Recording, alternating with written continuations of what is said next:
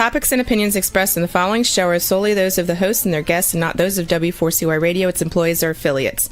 We make no recommendations or endorsements for radio show programs, services, or products mentioned on air or on our web. No liability, explicit or implied, shall be extended to W4CY Radio or its employees or affiliates. Any questions or comments should be directed to those show hosts. Thank you for choosing W4CY Radio. You're listening to the ASQ podcast for a transformational approach to life and leadership, blending soul wisdom with modern insight to create outer impact.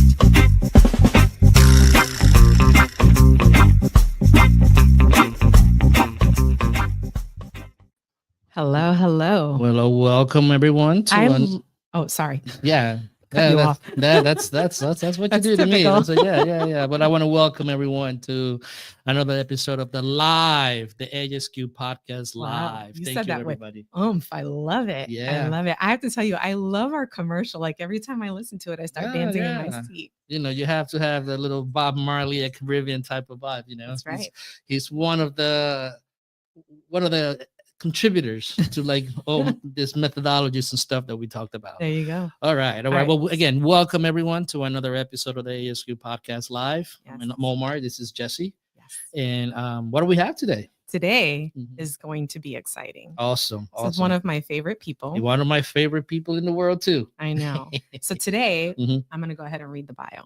Today, we're excited to welcome Maurice Nolli Rubio-McMillon. I was going to say Nolli the Creator, but Nolli the Creator. Yes. Also known as Nolli the Creator. I didn't see that. A multiracial author, artist, and educator from right here in Florida, South Florida. Nolli's work lives at the intersection of art, identity, and self-discovery. A former art teacher who was recognized as the outstanding first-year teacher of the year. I almost bit my tongue. He has dedicated his life to helping others see the beauty and strengths in their own stories.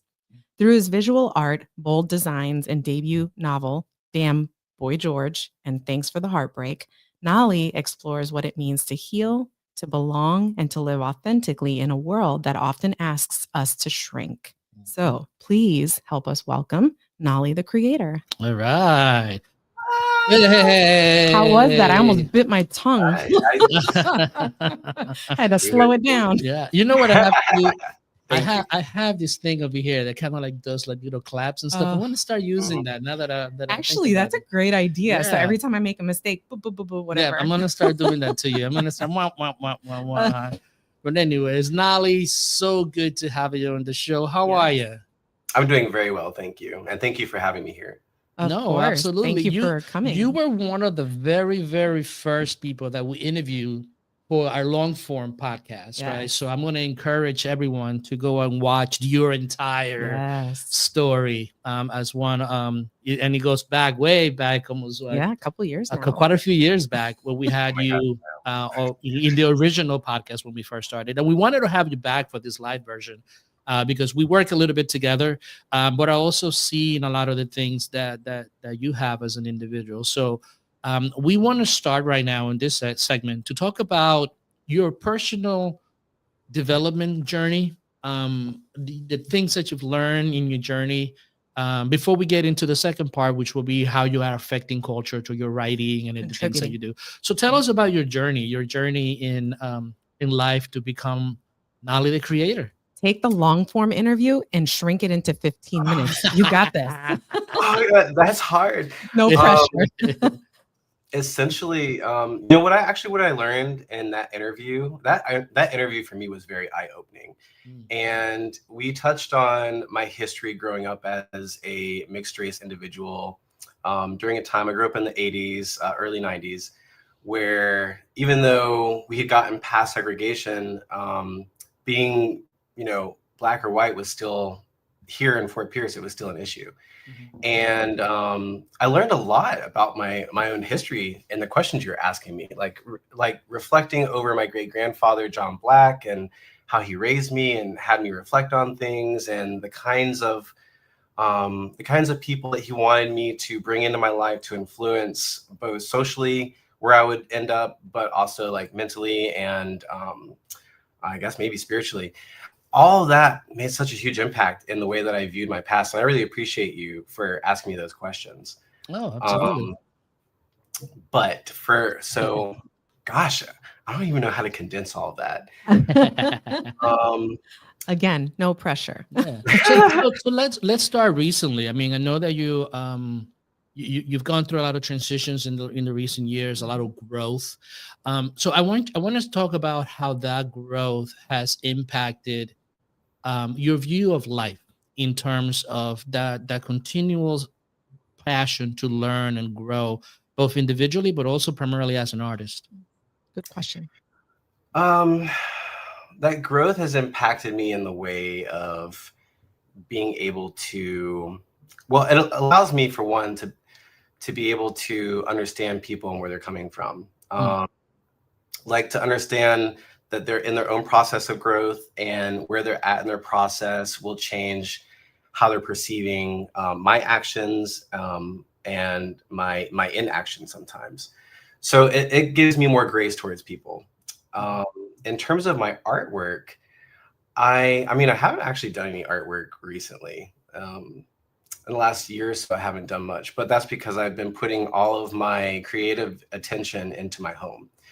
So as you may recall, I think we talked about this in the original podcast, but I purchased my family home, and it has had all kinds of significant issues structurally, in terms of like functionality, like plumbing, electrical, things like that, but also like aesthetically. It's an older home and just need a lot of work. So I've been plugging away all of my creative energy into the home, making it feel more like a place that exuberates my energy, my partner's energy, and somewhere that's really comfortable for people that we have over to enjoy and feel like they're embraced. I don't know if that answered your question. No, it does. Now tell me about this, because this is one aspect of growth, right?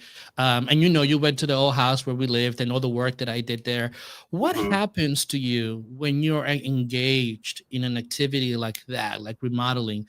Because there's a lot of growth and learning that comes from that. Can you talk about some of the things that you've discovered about yourself, even when it comes to like creating the plan to how you're going to remodel the bathroom or the kitchen? Yeah, because do you even have a background in that? Like, so I think what Omar's alluding to is like, how do you take your creative juices and put it into something that you probably have never even done before in that capacity? Definitely don't have a background in any of this. In fact, I avoided construction for most of my life. That was one of my great grandfather's things, is if you don't want to have to work out in the sun all of your life, since I hated mowing the grass, then you better get an education. And my background is completely in visual arts and graphic design. So for me, I've had to learn a lot of new skill sets, which when I was younger, I probably, I didn't think this is something I could ever do myself. But now that I'm older, I'm a lot more patient with myself. I've always had a lot of patience with other people, but I've never really had patience for myself. Like I see it, I want to do it right now. And if it's not perfect, then I was never meant to do it. Now I'm able to take my time to look at something and say, I want to do this the right way, and I want it to be the best that it can be. But I also accept imperfection in myself and in my work. So I'm not a carpenter. I haven't been doing this for many years.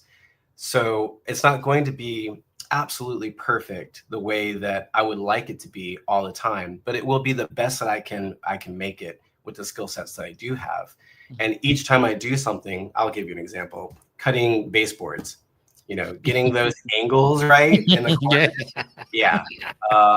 That is not a skill that I'm perfecting very well, but every time I do it, I do get better. And I also get better at using Bondo in those cracks to make sure no one knows the difference. Funny.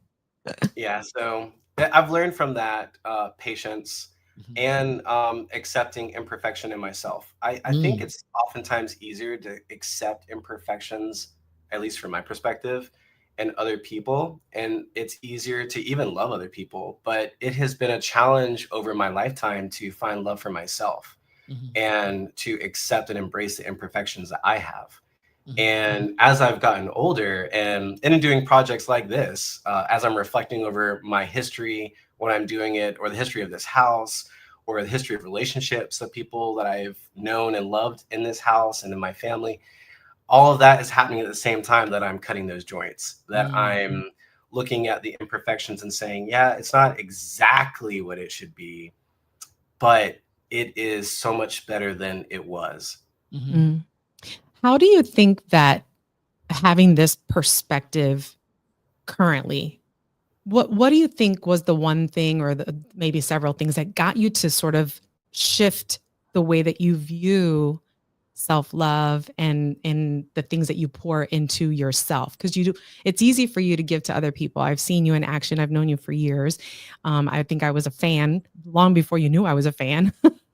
But like, just, yeah, I think that's just the question is like, what do you think that shift was for you? Like, what happened? What was that moment? That's a great question. And that's one I try to reflect on for myself and for others all the time. What happened? I think, excuse me. I often think of like, we try to be super self-reliant where everything is on me. I can do this. I understand myself really well. But I think that shift happened when I started meeting other people that kept on seeing in me things that I wasn't seeing in myself. Reflection, I think, will take you so far, but I also think that part of us as human beings, that we need each other in that respect. To help. I mean, I can't think of the words for it, but it's kind of like if you keep yourself in a bubble, you're ever only going to know that bubble and what's in that bubble. You need the perspectives of others to see more fully and clearly outside of that bubble. And I think the perspective of others, like my partner, like some of my family members, new friends, old friends, those perspectives helped me to see things in myself that made me appreciate who I am and stop taking myself for granted. Okay. Well, what was one of those things that you in which you did that, right? Because it's almost like an unfoldment, right? You don't have it's not like a process that you go from A to B to C. It's just something that just comes and it's like, whoa, wait a minute. What was that aha moment? What was that epiphany that just hit you? That aha moment. I'm not like blowing smoke up your skirt, Omar, but I think it was when I met you guys and you brought me on that podcast. You had me reflect on things that I had no one in my life asking me those questions. Like, I think I am that for a lot of people, but I don't have a lot of people that are that for me. In the way of like, if you look back on your life, like what did you see and what did you feel and how did that get you where you're at? A lot of people don't ask me those kinds of things. So I think honestly for me, the first time that was asked in that way that you asked it, it really made me look at myself and say, wait, maybe I'm a little bit different than what I thought, but it's a better different than what I thought. And that started really opening me up to like accepting myself more, as I'd say it. So you were the aha moment. Oh, thank you. Actually, that's a compliment. Well, thank you for that. We do appreciate it. I think one of the things that we love to do is to be able to bring people onto our show and highlight those things that are not usually asked of us. I mean, we do guesting all the time and people ask questions and I'm like, I've never been asked this question before. Thank you. Yeah. So yeah, I can appreciate that. So from the standpoint of an individual, right? And then you're seeing this transitioning and then you're beginning to see yourself not just as someone that contributes, but someone also that needs to be filled up, right? There's a point in which you start feeling selfish or self-centered. How do you overcome that chasm? Because that happens. It's like, wait a minute, I'm supposed to be all giving, but now I'm thinking about me. Tell me about how do you overcome that part? Because that's something that most people struggle with. I don't personally feel like I struggle with that. And that's something that I think is because I keep a balance of like, what am I doing for others and how am I interacting with them? I try to always maintain a level of commitment to anyone that I have in my life. So there are some people who require more commitment and there are some people who require less.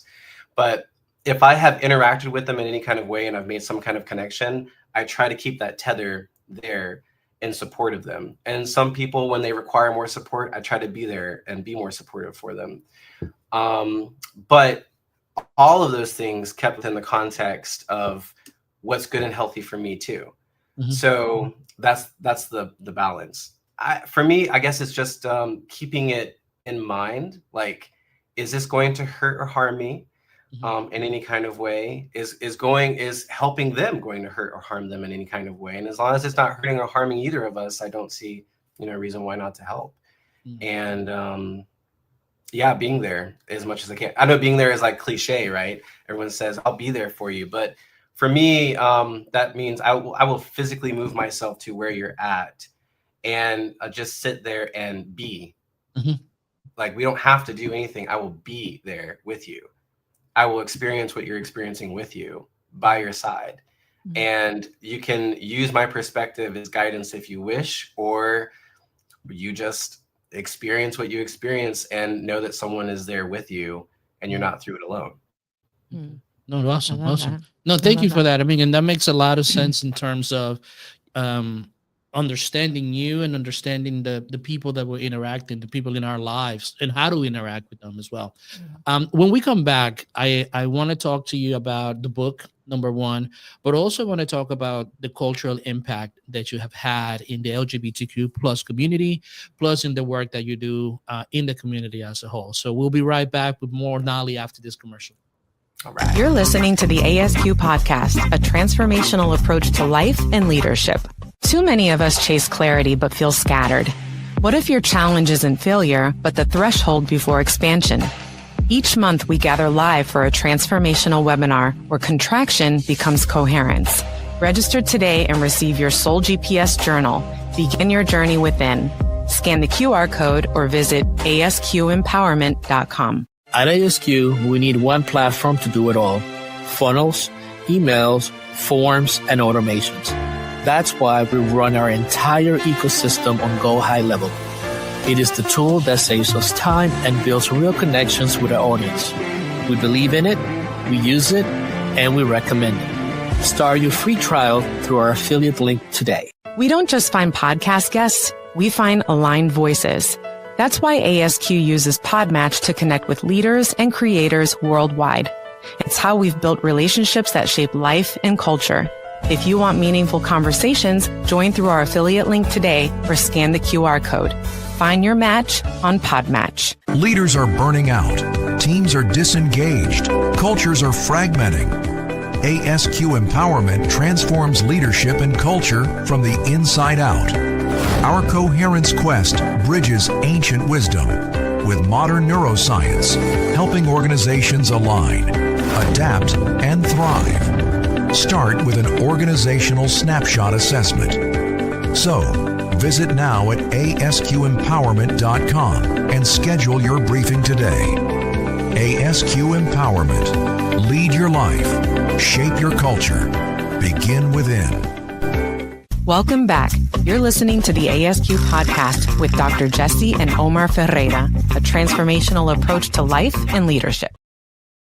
All right. So welcome back, everyone. Before we move on, I want to remind everybody today is the last day to register for our very first, official, the beta version of the Coherence cohorts, in which we are going to be talking about. It's actually an 8-week program in which we will take you to most of the ASQ methodology, so that way you can apply it to the way that you live, the way that you lead, and the way that you impact culture. So if you want to learn more about that, please visit our website, asqempowerment.com. That's asqempowerment.com. Awesome. That was very good. Thank you. It's out of the dome. I feel like a street rapper. This is from the dome. They didn't even write it down.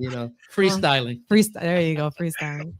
All right. So let's get started. Nolli, I really want you to talk about your book. I want you to talk about it from the perception of like where it came from, how it manifested in you, and then of course, where is it today? Where are you with it? And like, what is your intention with it? Like, what is it that you really want to? What is the message that you're trying to get out in the world? Now, I had the privilege of reading the book, and I thought it was amazing, but you go ahead and. Gotcha. Oh boy, the book.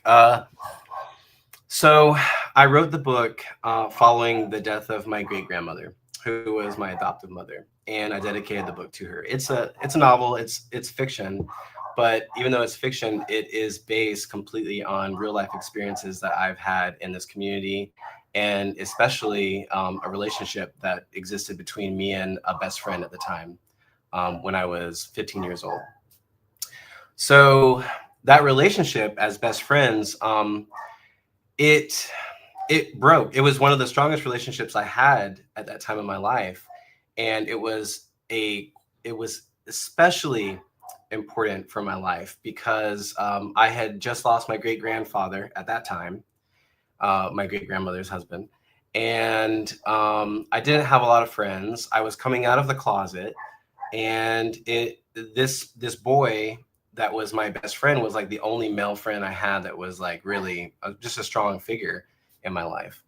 And unfortunately, at that age, when you're coming to terms with your sexuality, it can be confusing for a lot of people, for you yourself, but then your sexuality can influence others around you in the way of like creating confusion for them, because if you've got things in common, they're not sure how to make sense of that.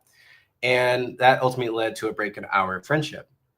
Well, that friendship, losing that friendship, has haunted me since I was 15. And I'm 38. I'm 39. Oh my God, I'm 39.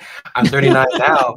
And I still think about, that relationship because it was just that important to me. Well, when I was writing the book, I felt like I just needed to get this out of me so I didn't have to talk about it anymore. So it wasn't something that was always in the forefront of my mind. It was just expressed and out of me. So I wrote the book to give myself closure on that relationship. And I used the characters in the book to talk about how things that happen in our past get complicated, through life, and layered with other issues that kind of become like trauma. Yeah. And ultimately influence our choices and our decisions and our relationships moving forward. And that we never really deal with those things. We kind of just put them away because, sometimes dealing with it for me meant like getting closure with him. Like, can we have a conversation about what happened? Can we reconcile this relationship? But that was never going to happen. He wasn't going to talk to me about what happened. So I had to do it for myself. And for me, it was to make up characters to talk about what happened right. in a way that I got to express what I really wanted to say.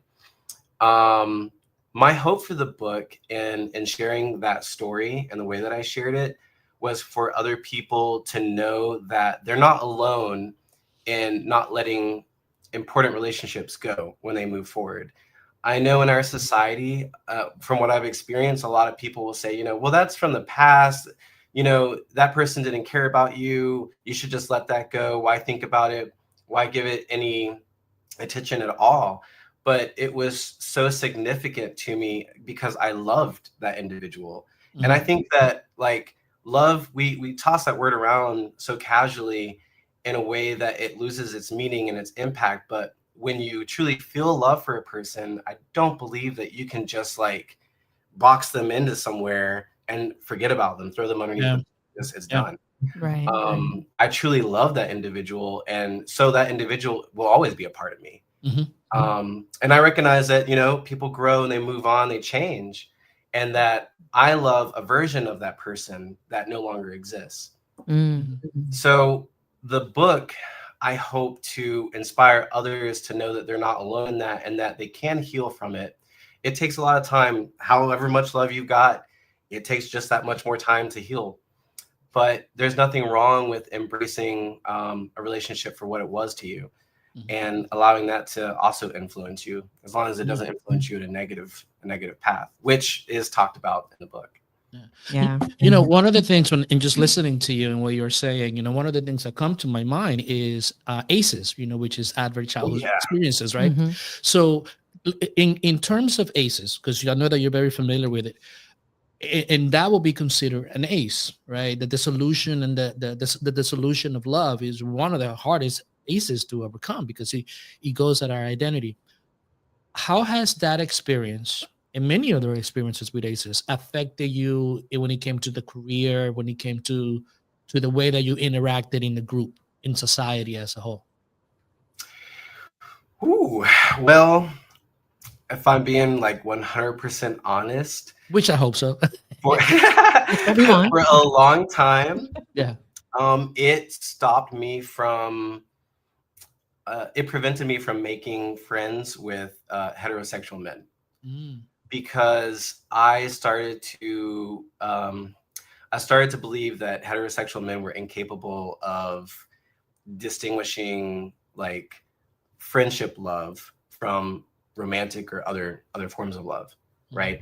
And I say that and say that like I can love another man and it not be like with the intention of having a romantic relationship, but because I'm gay, for the other men that I have met, my love to them meant I had a romantic interest, and that would, for me, I'd have an attachment because I am trying to form some kind of relationship with you, and you're going to break that attachment. You're going to break that relationship because you're afraid of what that means to you. And I mean, I've had women who had all kinds of feelings towards me, but that never affected how I felt about them. So I've never really understood, from that perspective, like why it is that a person has to end a relationship simply because they think there might be some romantic attention coming from the other person.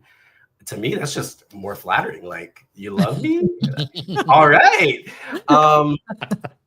So yeah, that's affected me in my personal relationships over the past few years, though. Especially after writing this book and getting that out of me, I've kind of moved beyond that. I have made some heterosexual male friendships that I feel good about. So that's that's no longer there like it was. As far as work goes, I think relationships and work, we oftentimes, especially in American society, work is just work and you're only there to work and you don't have relationships. But I just think that's a lie. I think that when you work at a place, that you try to create a team and you try to have cohesion, but you can't have cohesion if you don't value one another. And you can't say that you value one another if you don't care and have some kind of like connecting values. And you can't have connecting values if you don't have some kind of form of a friendship. Right. So, or one or the other. But that meant that I would oftentimes not have those kinds of friendships at work. So I didn't feel like I belonged, a lot of times if there was a heterosexual male that I just couldn't bond with, because now I had like, what's it called? Heterophobia, Interesting. Right. Never heard of that before. It goes both ways. Yeah, it does. Like everything else, right? Yeah, of course. I just didn't hear the word. I knew it existed. Yeah. So talk to me more about that, right? I mean, we work in a similar field, and you've seen a lot of the lack of that empathy and the understanding when it comes to the places that we feel. Why is it important to bring this to our workplaces? I know we both share stories about the nonprofit world and some of the things that we've seen. Can you tell us the importance of bringing this mentality of acceptance, this mentality of building a bond, being aware of our own barriers and walls, but also breaking those so that we could create environments that are more cohesive and more inclusive?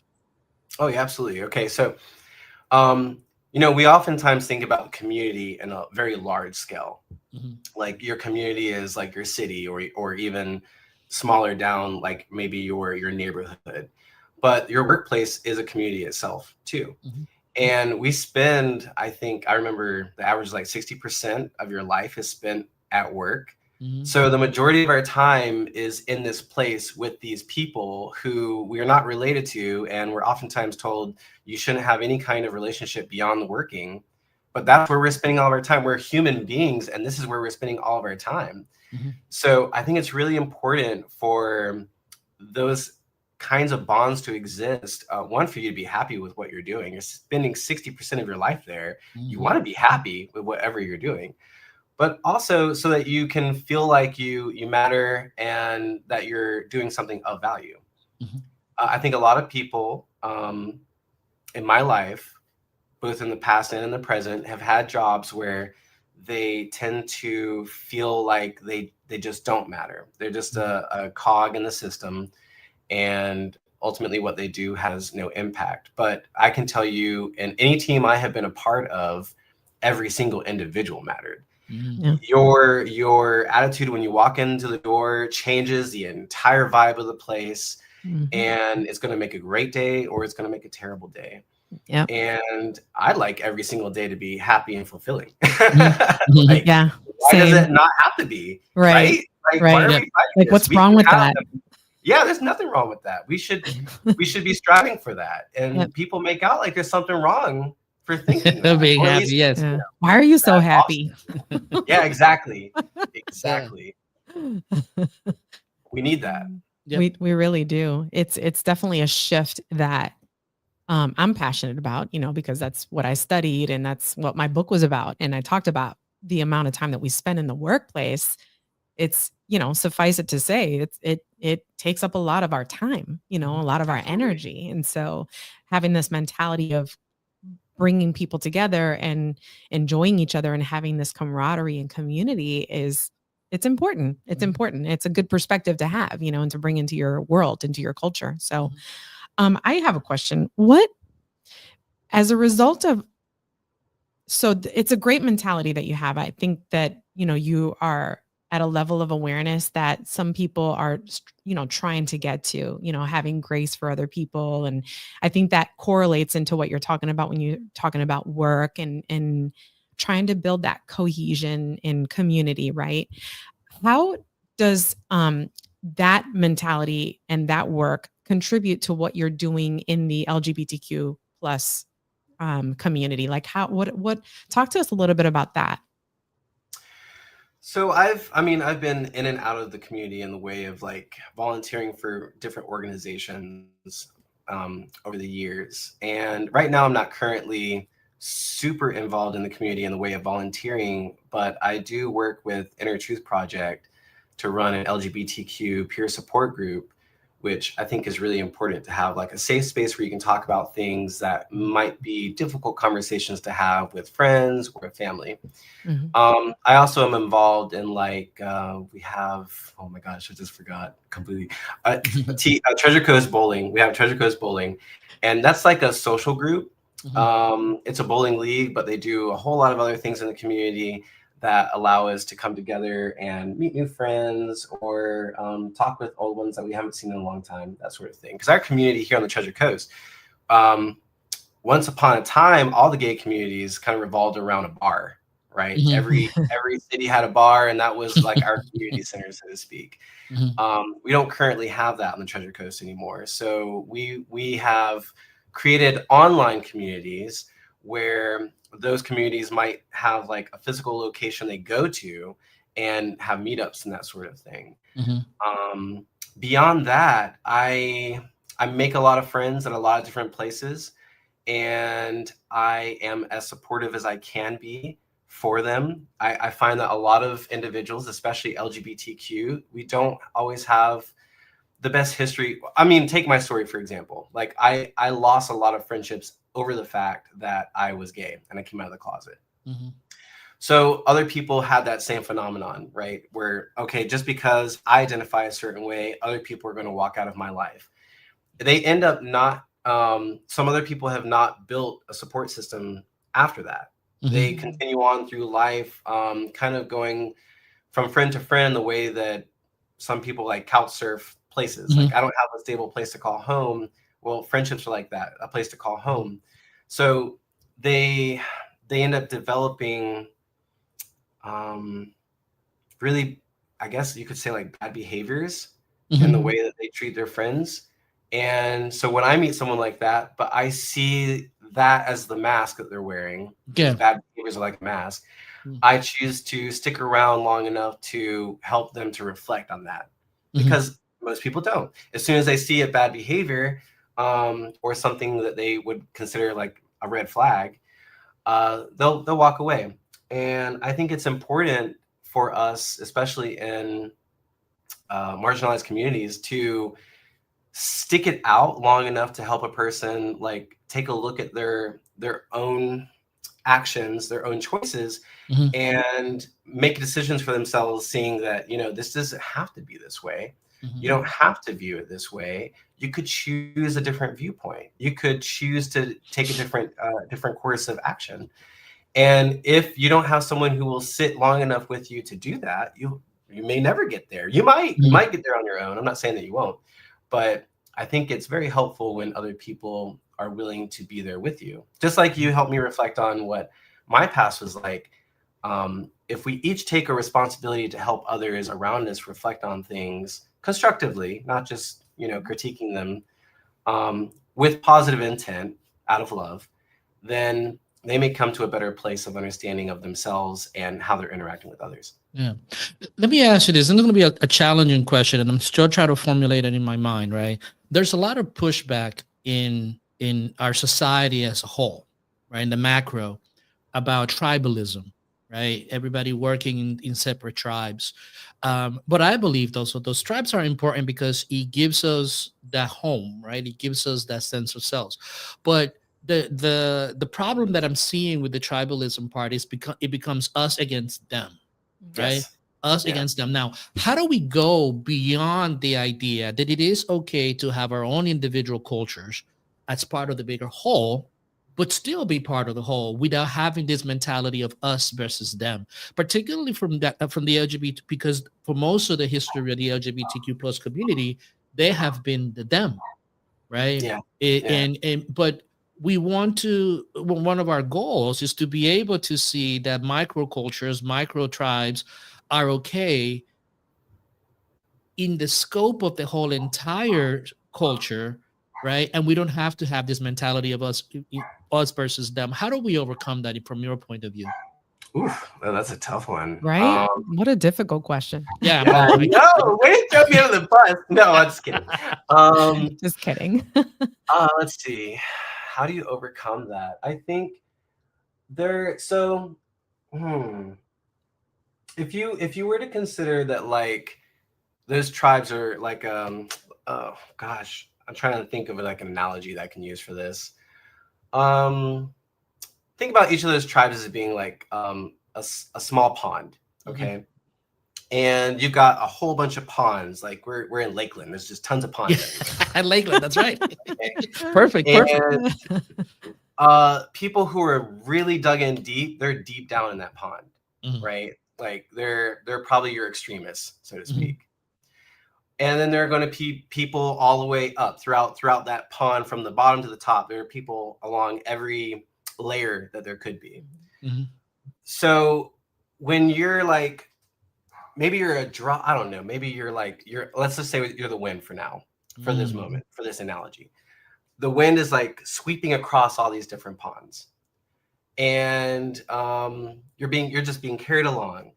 You're going to meet people at the top of a pond who are open to you. Like, you know, oh, hey, you're interested? You know, take a look down in this pond and see what we have to offer. I don't know. That's just the analogy I've got right now. I'm sorry. You need people who are at the top and open-minded to be willing to accept new people in, to let them experience an idea of what it is, you know?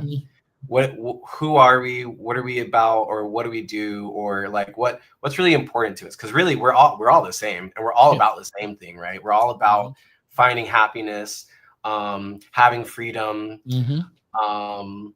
and that's essentially the core of it. Yeah. But how do we go about it? That's what differs between each of us. How are we going about looking for happiness? How are we about, you know, ensuring our freedom? So,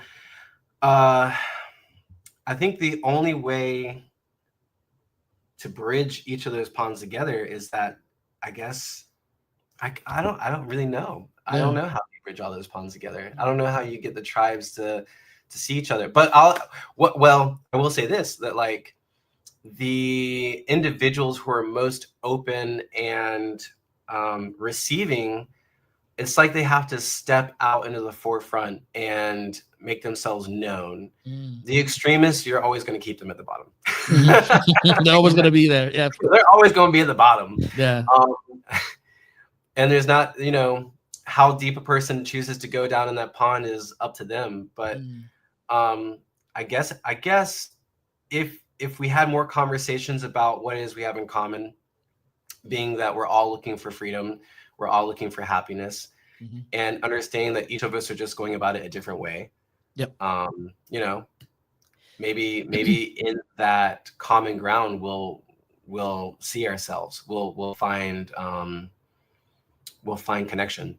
Yep. Can I ask you one thing? Because I think that you already exemplify this, what we're talking about here, the sort of showcasing the commonality between us as human beings, right? Which is something that we talk about and we really emphasize with ASQ. So you're already embodying that because you stepped out, you've done things to showcase that you want to bring people together and not have people be or remain in silos. And you're going to have your people who are like, I want to be in the silo and I'm good with that. Yeah. But you're already bridging that gap, so to speak, by modeling that behavior. Would you agree that more of this and the things that you're contributing with the group that you're in, with the LGBTQ and the writing of the book and all this, that you're bridging that gap, and just speaking of a pond, right? It ripples outward, thus attracting more people into the idea or mentality of being open to the likeness and acceptance that we are so alike. Do you agree with that? Totally. And how do you feel about that? Totally agree. I feel like that is the best form of leadership, to lead by example. So I don't just talk it, I walk it. Yeah. And I don't really ever look at myself and think, oh, I'm a leader. But I do recognize that a lot of what I do in terms of how I interact with other people, and I try to bring them to connection, because I lacked connection so much in my life to other people. I have always sought it out. I try to bring that to others without them having to beg for it, without them having to. I recognize when a person walks in, they want to be connected with. Why else are they here? They walked into this place. They're here to be connected with in some kind of way. We're all seeking that constantly. And to say that you're not seeking connection, well, then you would have stayed home. Yeah. You wouldn't have left out into society, into your community. You would have stayed right where you were. So the minute you left, if you leave for a reason, either it's for food or it's for connection. And we know that. So why are we fighting against it? Yeah. Why not open yourself up to helping them connect either with you or with someone that that they're seeking, right? Yeah. Something that they're seeking, an organization, a place, somewhere to belong. Maybe it's gaming, maybe it's spirituality.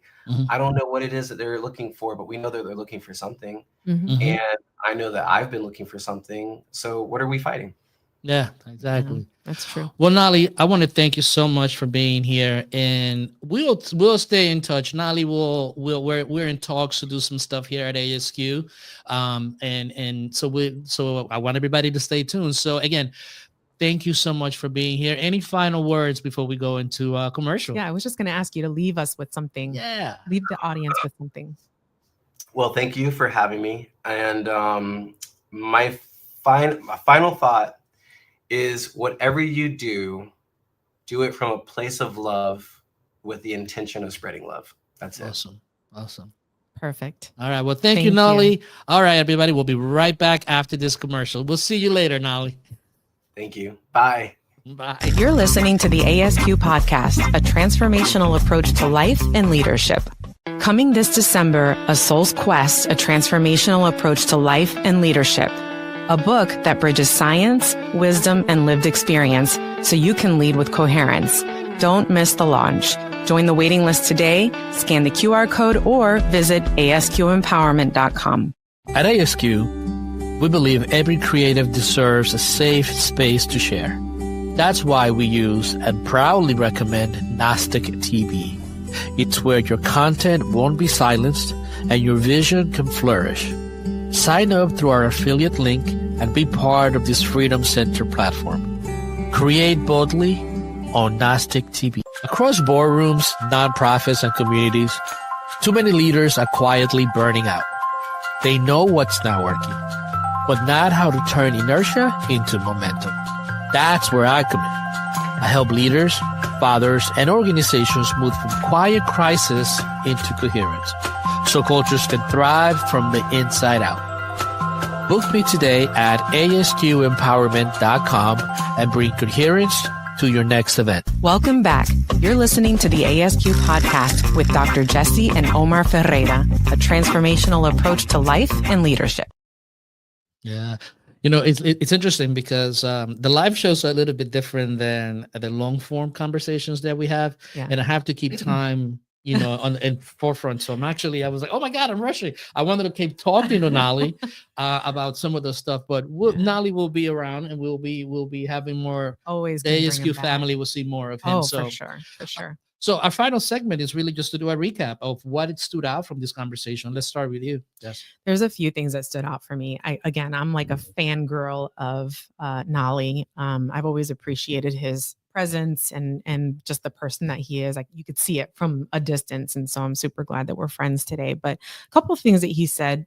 There's two things that stood out for me are the fact of self-appreciation and extending yourself grace. I'm big on that because I don't think we do that frequently enough. We're always really hard on ourselves, and thus sort of impacts the way that we show up. Yep. And then the other part is just his awareness in the giving and taking, that reciprocity, and how he balances that in his relationships. I think those are things that touch me personally because I think I struggle with those things, just being completely open. So, and also just, his idea of, and highlighting the fact that we're all alike. We are all seeking the same things, happiness, freedom, belonging, family, love, and the idea of wanting to be in silos and be compartmentalized or put ourselves in a box is just something that isn't really,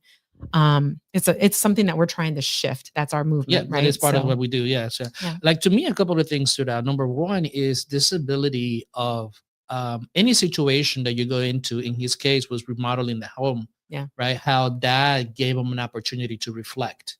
Right. And reflection doesn't have to be this thing that is so rigid, right? It stems from situations like that, reflecting on your life as you learn something, learning patience from that, ACEs. And we'll talk more about ACEs, out of our childhood experiences, and even experiences that we have as adults that really skew the way that we look at the world and how we interact with it, right? Yes. Being aware of those things kind of like makes a big change, because then you're able to see in other people. Right. But the one thing and the final thing that stood out for me was this idea of the different ponds. Right. Yeah. Right. But one of the things that I wanted to add to that is that line from Cloud Atlas.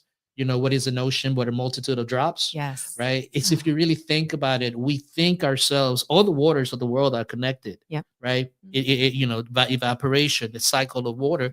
So in essence, number one, we're looking at this. We want the same things. Number two, our approaches are different, not better, not worse, just different, right? Yep. But we are all, a drop in that ocean, right? We what is an ocean but a multitude of drops? And that's kind of like I want to live that. Gave me chills. Right?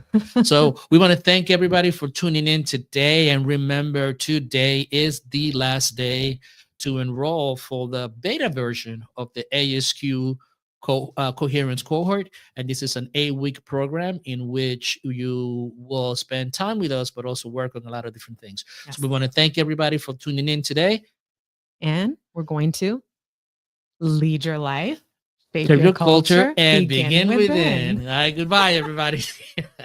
Thank you for listening to the ASQ podcast. Remember to lead your life, shape your culture, begin within. Visit us at asqempowerment.com and join the movement.